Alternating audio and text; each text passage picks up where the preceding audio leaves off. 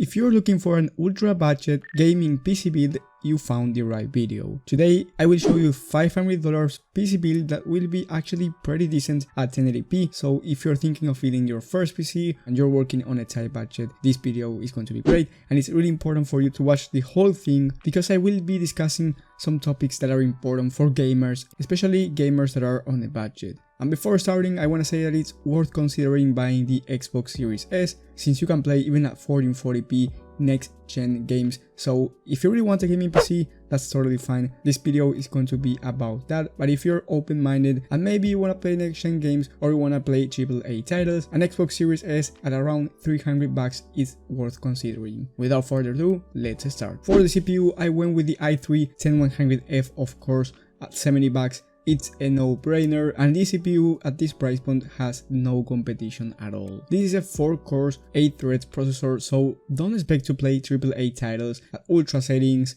more than 100 FPS on average. This CPU is going to work great for 1080p games that are not super high demanding, and also if you want to start streaming, I recommend you upgrading this part, but I will talk about that in a second, so stay tuned. Then for the motherboard, I went with the Gigabyte B560 Aorus Pro AX Micro ATX motherboard. This whole build is Micro ATX, meaning that it's small, so it's going to fit in any desk, and the design of it is great because of the case that I will talk about throughout this video. This one has 4 memory slots, which is fine for our build. It's not the most upgradable motherboard out there, of course, but considering the price that you're paying for $500 for this whole build, we cannot expect more. Then for the memory kit, I picked the Silicon Power 16GB of RAM 2x8, DDR4 of course, 3200MHz. This memory kit is $47, which is ultra cheap, and 16GB of RAM is the standard for gaming nowadays. You definitely should not get 8GB of RAM, and you don't want to get single channel of 8GB of RAM. That's the worst mistake that you can make.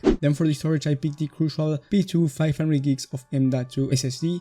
This one is ultra fast for gaming. You definitely don't need Gen 4 SSD, especially at this price point. Then for the graphics card and the most important part for gaming, I picked the MSI GTX 1070 with 8GB of VRAM. You can get it at $150 on eBay, and there is actually a better GPU on eBay that I recommend you buying if you have a budget of around $540. That one is going to be much better, and I will explain why. Has the performance similar to a GTX 1660/GTX 1660 Super, and those graphics cards are going for around $210 right now, and you won't find a 1660 Super cheaper than this 1070, so get the 1070. It also has 8GB of RAM, and for streaming it's going to work great. However, if you want to stream, like I said before, you will need a CPU that at least has 6 cores, but this graphics card will support it.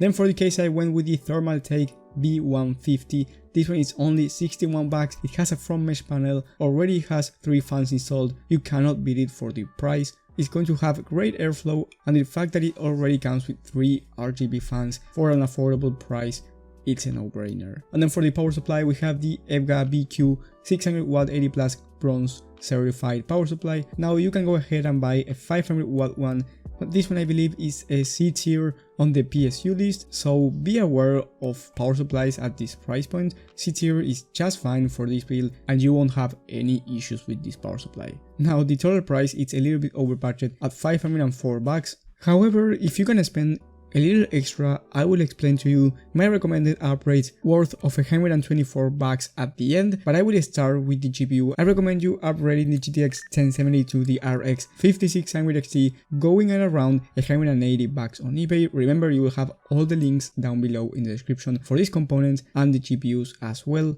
So the total price here would be $533, and you're getting a faster GPU for 1080p gaming. This one is similar to the 2060 and is going to be around a 20% faster for 1080p gaming than the GTX 1070. So that's something to bear in mind. If you want more FPS, you don't need to spend a ton of money. Just for 30 extra bucks, you're getting a 20% faster performance on gaming. Now the next upgrade is the CPU. I recommend you upgrading to the i5-10400F, a 6-core 12-threads CPU, so this one is better for streaming and multitasking, and of course gaming. So you're making a huge upgrade if you go for the i5-10400F instead of keeping the i3-10100F, especially with a GPU like the RX 5600 XT, and the total price here would be $592, so still under $600, and you're getting a really good PC for 1080p gaming. And the last upgrade that I recommend you doing is the storage, switching from 500 gigs of SSD all the way up to a terabyte of SSD from Western Digital. The total price here will be $624 with 86 cents. So if you have a budget around that number, I think that these upgrades will make your whole gaming experience much better. So those upgrades are worth considering. You will be running most games at around 60 FPS on average. Esports titles on the other hand, like CSGO, Valorant and all of these games will be run at above 200 FPS. If you want that 300 FPS experience, I do recommend you upgrading the CPU since these games are more CPU demanding. With that being said, if you found this video helpful, leave a like and subscribe, but most importantly hit that bell button